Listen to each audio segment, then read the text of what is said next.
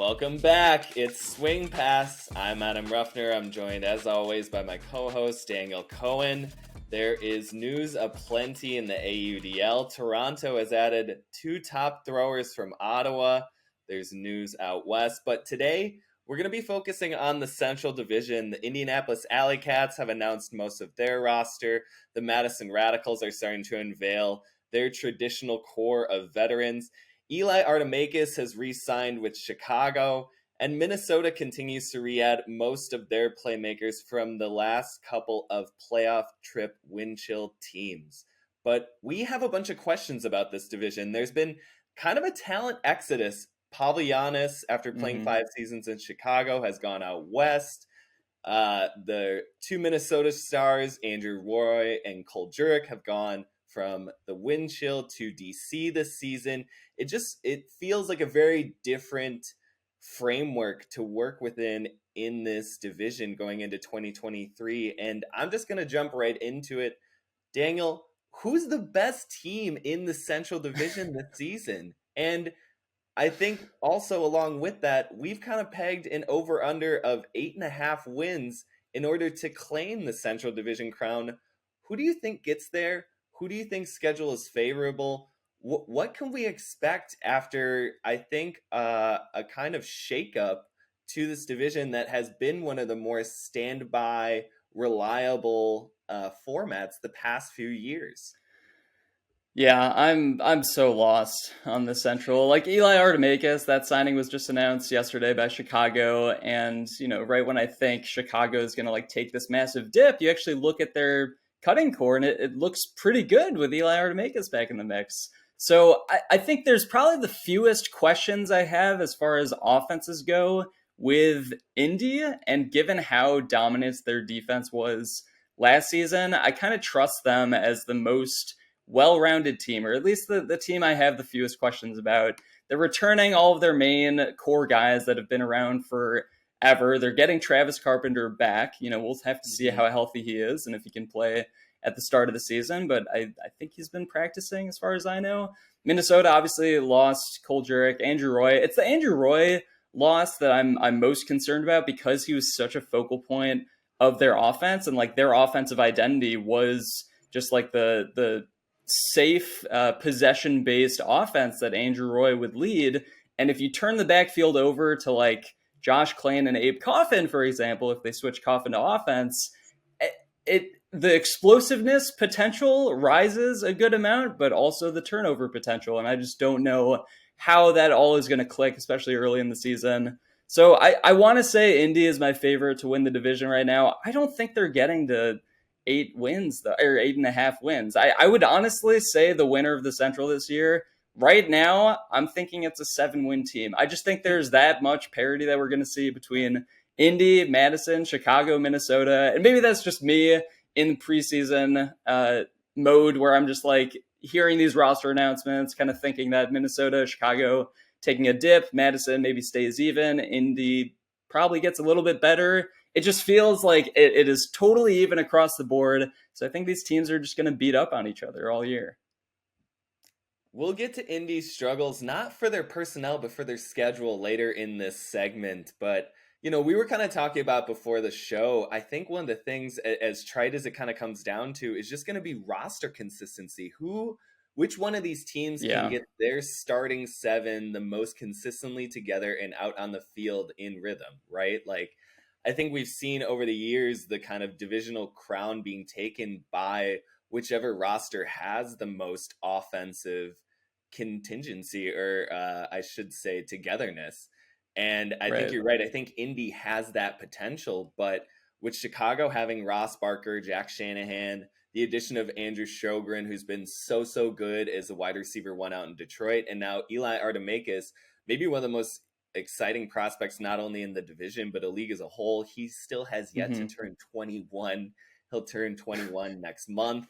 He's been so good when he's been available in spots starting for the Union the past 2 seasons. I'm with you. I don't know where to go. I guess I like Minnesota because I think as far as offensive and defensive balance, they're probably still the best rated in the division. But we went into last season thinking that too, with some of the losses that the Union endured, and Chicago went out and proved itself better than they ever have, made it to a championship game. Yep. It feels like they have enough of those pieces back, the Union do, to make another strong push into the postseason in 2023. I'm with you. I'm going to take the under on the 8.5 wins. I don't know if I can Seems go as low high. as 7, but I'm I think saying 8. 7. I Lock in think 7. 8. I think 8-4 is going to be the Central Division champion this year, and probably even have to break like some sort of head-to-head tiebreaker with another team who could potentially reach that mark. Right. And you're taking Minnesota, you said? Look, I want it to happen. I want them to host championship weekend while they themselves are in it. We haven't had that treat the past couple years. I like talking myself into offensive Abe Coffin. We haven't had that since 2019 in full formation. He was kind of spot starting with Dallas in 2021, and with their roster inconsistencies, it didn't feel like we got the full deal. And I'm really excited to get back to that era because, as we saw in the All-Star game, when you give that guy a green light, he can just motivate an entire offense for an entire game, kind of provide anything necessary. And I think that's exactly what the Winchell are going to need with some of their losses. I mean, I know we talk about Jurek and Roy, but they also lost Rocco Linehan. They've lost a few pieces here and there throughout their roster. With Paul Krennic making the U24 team, it'll be interesting to see what his availability is going into the midsummer months when some of these matchups are going to be so vital for the Winchell to win. I think it's just going to come down to which team can show up with the most consistent starting rotation the most often. I really think the talent is that spread out this year between Indy, Minnesota, Madison, and Chicago. I just think they all offer different things. Another thing about Indy, you talked about the return of Travis Carpenter. Another piece that they picked up recently in signings is the return of Connor Henderson, who is a really nice utility piece in their lineup, especially in 2019 when the AlleyCats made championship weekend. He's going to be available again this season. I think he'll fit in really well. I'm really excited for the development of all their young pieces on offense as well. We talk about the stable parts and kind of Levi Jacobs, Rick Gross, and obviously the league's leading goal scorer in Cameron Brock. But Jeremy Kaish and Lucas Canieris are two of the most exciting young prospects in the league. Canieris, also a U24 member, team selection this upcoming summer. Kaish has been kind of, I think, a diamond in the rough the past few years between both Indy and Austin. I'm really excited to see if he can continue to push his game. Anyways, I'm just starting to ramble and get into our point of there's too much parity in the Central this season.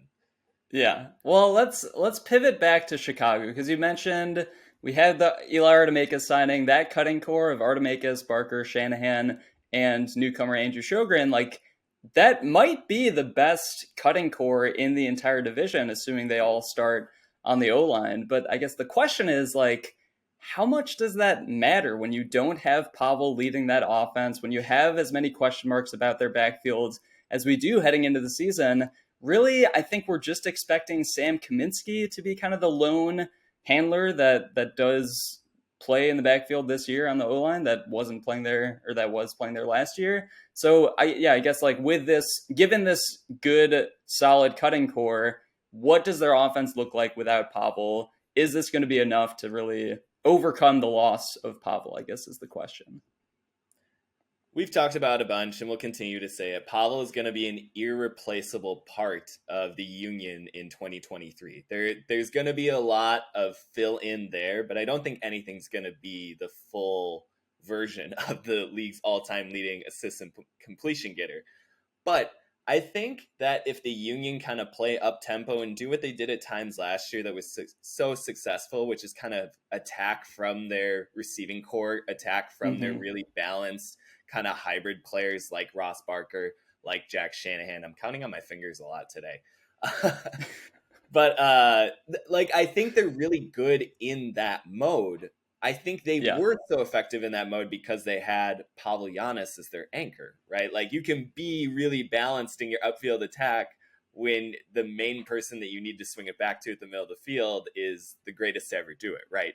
So I think that without him there, they're going to have a little bit of a rough road figuring out how to balance their sort of continuation play. But I think when you get the disc in Ross Barker's hands, I mean, he showed last year, he led the team in both huck completions and huck completion percentage, if I'm not mistaken. Actually, I think one player might have had like a slightly higher completion percentage, but he was phenomenal as a continuation thrower last year. Jack Shanahan is really able in that role. Artemakis continues to develop in it. And I'm really interested to see how Sjogren fits in. He has been so good at just getting the disc out once he receives it in that Mechanix offense the past few seasons, but he hasn't really had much of an opportunity, I think, to play upscale and within a larger framework of offensive success, right? Like the Mechanix have been cellar dwellers in offensive efficiency the last several seasons. And now he's going to be going to one of the best systems in the AUDL. And we kind of saw a sneak peek of it in the AUDL All-Star game this past fall.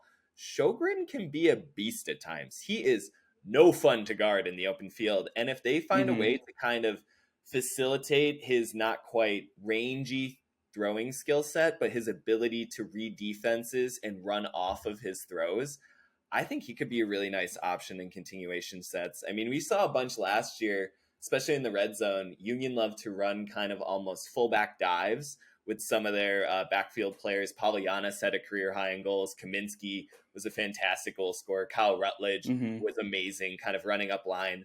I'm interested to see if maybe they can slot Barker into one of those roles, if Sjogren can step into one of those roles where they're not really asked a whole bunch other than quick read, precise throw, get into the end zone, right? And I think that the Union have a lot of that. And I really think that there's sort of, again, their pedigree the past couple of years, having Barker back. If they get Jeff Weiss again, who was arguably their team MVP last year, he was so good. Chicago looks really, really good in 2023, at least offensively. It's tough because I generally agree with you about their cutting core, and I like the versatility we're getting from Shanahan and Barker kind of being the primary deep shot takers in that lineup. Like they can just kind of get the disc to that second level and let those guys work downfield. I think I worry maybe a bit more than you do about their red zone efficiency and how much Pavel was driving that. And it was like Pavel, Paul Arders, Kyle Rutledge, and Jeff Weiss too. So if they don't have any of those guys, those are all very central to their red zone offense. If you're just kind of left with Ross Barker and Kaminsky, I don't know. I just think they're not going to have a full lineup of red zone guys to really consistently punch the disc in. So I worry a bit about the red zone. I also kind of I'll wonder aloud here, if we see a bit more of Barker and Shanahan in the backfield. If they think that we got to put our best thrower, we got to get the disc in our hands of our best throwers more often than not, it is those guys that are most comfortable with the disc in their hands. So if maybe we see some kind of switch up where we see a little bit, more touches being funneled to their best throwers, I think I could see a solution where if you get one other consistent handler in the backfield that maybe is that guy that is taking deep shots, that can be an overall plus if you can replace the cutting core with some other fill-in downfield option that maybe you're not necessarily getting the same continuation ability from, but you're just getting a guy that is reliable downfield. So we haven't seen the full Chicago roster yet, but I have heard they might be announcing it this week. So we'll have to stay tuned to what exactly it looks like. Their signing day is upcoming, and you talk about Phil Cutters. I was really impressed with Nick Papa, so the team has re-signed for 2023. Yeah. He provided that in the back end of the season at championship weekend. He had a really good hustle and speed and ability to just kind of pressure defenses when they forgot about him. I thought he did a really good job of in that kind of maybe seventh man on the field role where you don't have a whole bunch of expectations, but still if you're any kind of plus, you really just add to the, I think, volatility of any kind of offense you're on. So I like him in that role, and I'm excited to see what he's got to offer in season 2. Yeah. I think guys like him, Micah Glass had a good amount of playing time late last season. I think they have enough up and coming guys where they should be able to slot someone in. But like you said before, just the consistency of that offensive rotation and just how they're able to build chemistry with each other, that is going to be the most telling, especially early in the season for this team. And they're going to have to work on a lot of offensive chemistry. I mean, I Yeah. have trust, but like you say, there's still just so many questions when you have that kind of absence of Giannis. We haven't seen a transfer like this really ever in AUDL history. I mean, we talk about, Jack Williams maybe going from Carolina to New York in 2019. That was obviously huge. Bo Kittredge going from San Jose to Dallas in 2016. That was an MVP and a champion transferring teams. Like, that was huge. But they're kind of upfield playmakers, or at least Jack was when he joined New York in 2019. Mm-hmm. I don't know that we've ever seen somebody who kind of built the franchise move. And again, Chicago has the pieces to supplement a replacement, but who is going to be that thrower who kind of really takes on an elevated volume role and a much larger workload, right? You're talking about 730 completions going away. Right. Yeah, and like you said, that so much of that continuation game I feel like was successful because they knew they like had this contingency plan in their backfield at all times. So like if they really have to lean into the continuation game, like I think that's something that's easier for defenses to really key in on if they don't have to worry about the backfield guys as much. So I don't know what to expect with Chicago this year. Well, for as much as Chicago has to adapt, let's switch gears over to one of their oldest and border state rivals, the Madison Radicals, who are going to be running back a very similar roster that they've had the past 2 seasons. They've announced Kevin Pettit-Scantling's re-signing, Victor Luo, the return of Brian Hart, who hasn't played with the team since 2017, but was super integral throughout all their championship weekend appearances. They've brought back Jack Kelly and Joshua Wilson, I believe, so far are the players that they've announced. But having taken a look at their more extended roster and not being able to reveal it yet, it is going to be Radicals 3.0 of kind of what they've been doing the past few seasons since the pandemic delayed 2020 season. And my question to you is, what is the roadmap back to the playoffs for a team that hasn't made the postseason since 2018 when this is sort of the same roster? This is sort of similar expectations, similar system. I know they've struggled with health over the past couple of seasons with Kevin Brown and Kai Marcus the past 2 seasons, suffering early seasons, substantial injuries that were kind of formative pieces to the Madison Radicals O-line. But with not much new talent coming in, at least that we know of yet, like, what do the Radicals need to do to sort of get over the hump finally? Like, it feels like Chicago, Indy, and Minnesota have finally kind of unseated the Radicals formally from their once long-held throne atop this division. And there's the sense that the Radicals can still get back there, but it's starting to become a number of years since that's happened. You know? It has. No, I mean, they've definitely kind of become the underdogs in this now perennial playoff race that we're seeing between these 4 teams every single year.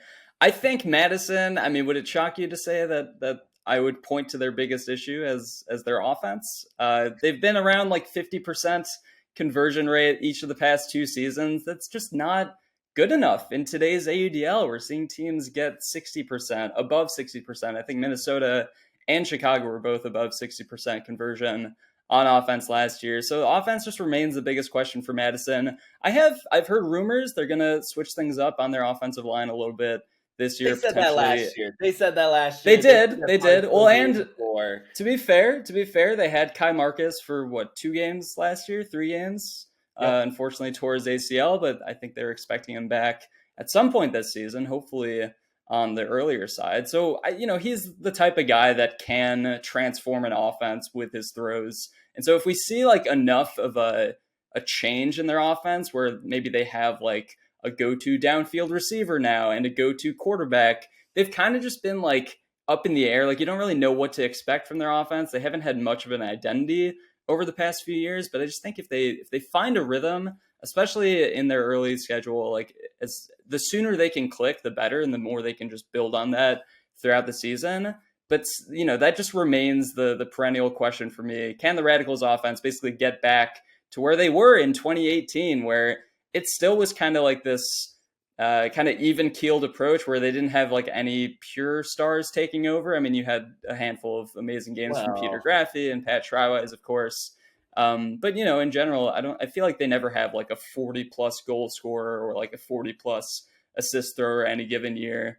So, they take a pretty distributive approach. They just haven't had the depth or the consistency. They've battled a lot of injuries the past couple seasons and really have had to mess with these rotations kind of against their will, just out of necessity. So like staying healthy is going to be a big thing. Like you said, I mean, the roster consistency we see from all these teams is going to be huge. And I think especially for Madison's O-line, like they gotta lock something in and stick with it, because it just hasn't been working the past few years. So speaking to your adjustments of rotations, the past couple of seasons, they've poached some of their biggest defensive stars in Sterling Kanaki and Kevin Pettit-Scantling and put them into more offensive central playmaking roles.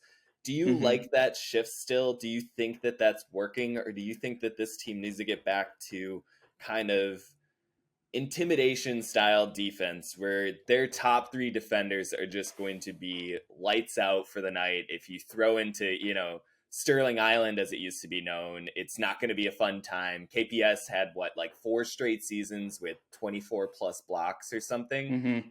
It feels like with their switch over to offense, while it has been necessary in spot start situations, it's taken away a little bit of the teeth from the defense. And that has also put more pressure on the offense to succeed when it, like you say, doesn't quite have the depth to take on this distributive approach. I'm starting to ramble, but I guess I'm just wondering, do you agree with the sort of star shift from defense to offense in order to kind of kickstart some sort of energy? Or do you think this team needs to get back to sort of its roots and start to make everything hard for opposing offenses in the Central Division? Yeah, I mean, right. I don't know if it's like other teams maybe slowly figuring out the Madison defense as the years have gone on, but they actually did finish with one of their worst defensive years in their history this past season. I think a lot of that was because of the ever-changing pieces and switching KPS and Sterling over to the O-line, which I didn't mind. It wasn't like they were bad on the O-line. I feel like KPS had a few super efficient games. Yeah, but I kind of agree with where I think your thinking was going, where it is kind of like, you had something that this team was known for and that they would do super well. Like throughout their franchise history, they were like the defensive team in the entire league. And, while they've had these kind of questions on offense every single year, it was always like a given that their defense was going to do enough to keep them in games. And I think we saw that generally last year, but maybe just a few games that kind of got away from them. There was that one weird blowout game in Minnesota. They give up that buzzer beater to Cam Brock, and it essentially gives the playoff spot to the AlleyCats. That was the defense giving up a goal with under, I think, 3 seconds to play when the clock started. That was like actively bad defense when you needed them to be good. Which was kind of unheard of in previous years, right? That's kind of been the cosmic inversion since 2021 with this franchise, right? Like they used to win all of those coin flip scenarios, all of the situational ultimate, the end of quarter, the sort of things you coach and practice again and again and again. And that mantra, I think, is still there. I think that strategy is still very much a part of how the Radicals approach games, but suddenly their opponents are sort of flipping the script and getting these end of quarter buzzer beaters, or sort of exposing them when they don't have their full starting rotation or something like that. Used to be how Madison beat teams in this division, and now it's sort of being inflicted upon them. There's a certain kind of irony right now with how the Radicals have had to rebuild themselves on the fly. Yeah.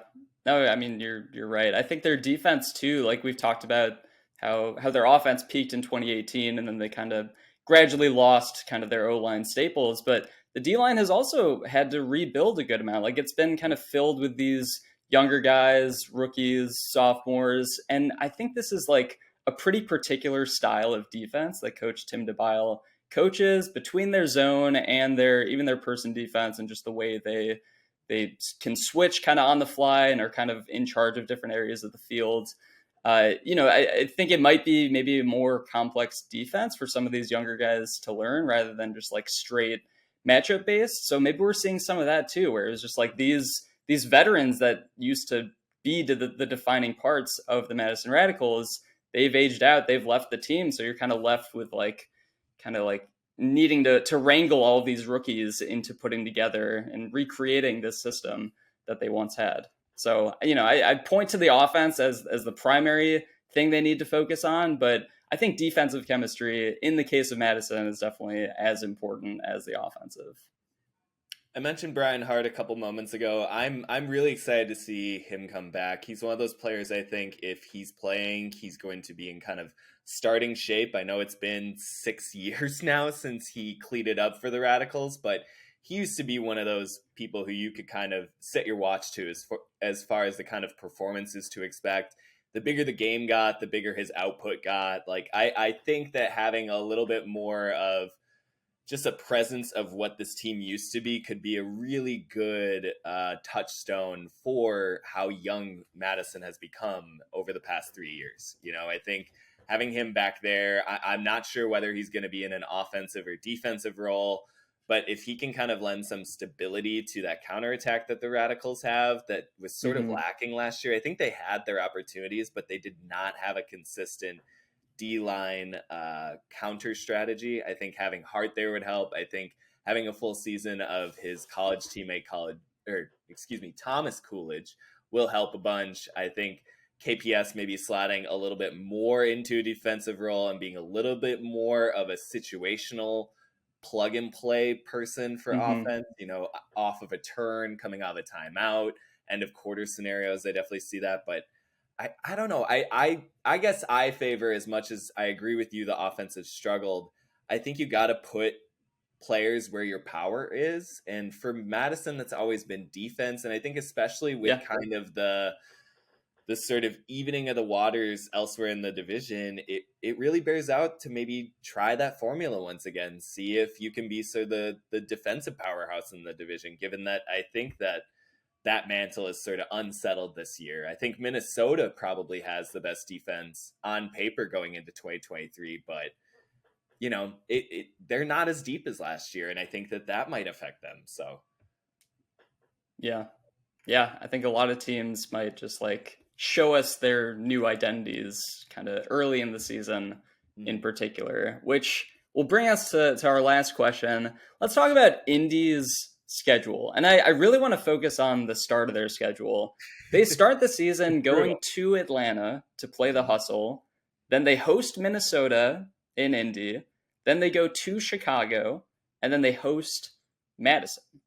And so those 4 games, I mean, to be fair, that's their season. Yeah, it could very well really impact the rest of their season, how that trajectory gets started at the start. And I feel like their season, I mean, they have 8 games against Minnesota, Madison, Chicago, and Atlanta. Those are 8 losable games, we can call them. So the question is, can Indy survive this schedule? How many of those 8 games do you see them winning? How many do you think they have to win to climb to the top of the Central Division? I think, along with your prognostication about 7 wins, according to that, they need to win 3 of these 8, right? Because their other 4 games are against Detroit and Pittsburgh, who Indy has held serve very well against the past several seasons. They just match up well against the Mechanix and the Thunderbirds extremely well. So I kind of take them to be 4-0 in those games. So they need, 3 to 4 wins to get to against that gauntlet of 8 in order to get to a total of 7 or 8 overall wins. That feels like a tough task right now. I think, again, it's going to be a huge barometer in those opening 4 games as to where Indy stacks up and where these other teams stack up against the AlleyCats. We talk about the AlleyCats having some of the most roster consistency of any of the teams heading into 2023. Will that bear out as far as success, though? Especially early in the year. I think early in the year, you can still hold to that hype. If you're a team that's young, you can just sort of lean into your energy. And that might be trouble for an AlleyCats team that I think is looking to sort of stabilize and have a bit more identity after they've been developing the past 2 seasons, So I don't know. It's tough, man. That week 1 matchup against the Hustle is so brutal. The Hustle have something to prove after missing the playoffs last season. I think Atlanta's going to be extremely talented. I think they're going to be fast. I know Indy matched up well last year against the Hustle, but I think that with a game underneath their feet and on the road once again, the Hustle are just going to be tough. Like, I don't know. What do you think that Indy's record is after the first 4 games? Do you expect them to break 500? Do you think they can win 2 of those? I think they kind of have to win 2. I think they need to stay kind of right above water level with at least a 500 record. If they drop 3 of those first 4, that's just it's too much. Then they're gonna have 4 more games against Minnesota, Madison, and Chicago. Like, I mean, after those first 4. Then it's going to essentially be must win in each of those next 4 matchups against their potential playoff contenders. Right. I mean, after those first 4 games, they play 2 of their next 3 against Detroit, and then they close out the season with 2 games against Pittsburgh. So it's like, you kind of have 2 late wins to count on, even if the record isn't what you thought it would be early on. I think I'd agree with you that they have to win 2 of those first 4 games. The ones I would point to as probably the most winnable for them would be, the problem is, like, when you look at their home field and the fact that they play indoors, it doesn't even seem like a home field advantage anymore, right? Because like the other team is just going to play super well indoors too. So like I want to say that I'd favor them to beat Minnesota in Indy, but like it's a tough. I think I would definitely favor them to beat Madison in Indy, and then between Indy going to Chicago and hosting Minnesota, I think they can win one of those games. Like we just really don't have a good trap game, because you talk about indoors elevating a team's offensive successes. Who needs that more than the Radicals, right? And Kai Marcus was bombing it in his matchup last year in Indy. The Radicals won that game early in the season. I was kind of to your point. I think that equalizes some of maybe the overall talent gap that the AlleyCats would otherwise enjoy, right? Yeah, but it's still like Carpenter, Keegan North, Rick Gross, Levi Jacobs, Cam Brock. Like those 5 guys playing in Indy indoors, it's like, it's hard to see that being a losing recipe. But yeah, it's kind of annoying that I feel like the indoors is very much an equalizer with those maybe slightly inferior offensive teams. So yeah, I mean, I think I would circle that, one of those indoor wins, and then if they can pull off the upset, maybe, I don't even know if it'd be considered an upset on the road in Chicago. It's just Chicago might be the biggest mystery to me in that I think they have like the widest range of outcomes. And it's just like, how big of a deal was Pavel to their system, which sounds like a silly question because obviously the answer is huge, but it's those like supplementary losses that they're also expected to suffer this year that really raise the questions of just their overall efficiency as a team. But, it's hard to like, they've been so like proven and consistent over the past 2 seasons. And like we mentioned before, even with the losses after 2021, they came back arguably stronger in 2022 with some slight changes to their offense. So yeah, I have no idea, man. I mean, it wouldn't surprise me if Indy goes 1-3 to start the season, but I do feel like 2-2 is going to be pretty essential to a late playoff run. Yeah, I mean, kind of to what you were saying, Chicago has built itself on this identity of proving the haters. I mean, you and I think were right in their bullseye target on the dartboard. Oh, yeah. Year, so. They love proving us wrong in particular. We'll see if we can maybe motivate some other teams in the Central similarly. But that'll do it for this episode of Swing Pass. We'll be back next Wednesday as the offseason continues to roll on. More and more roster information continues to come out as teams finalize their personnel for the upcoming 2023 season, which will begin on April 28th. You can tune in for all the action live on watch.audl.tv. We'll be signing off for now, but we'll see you soon. Bye.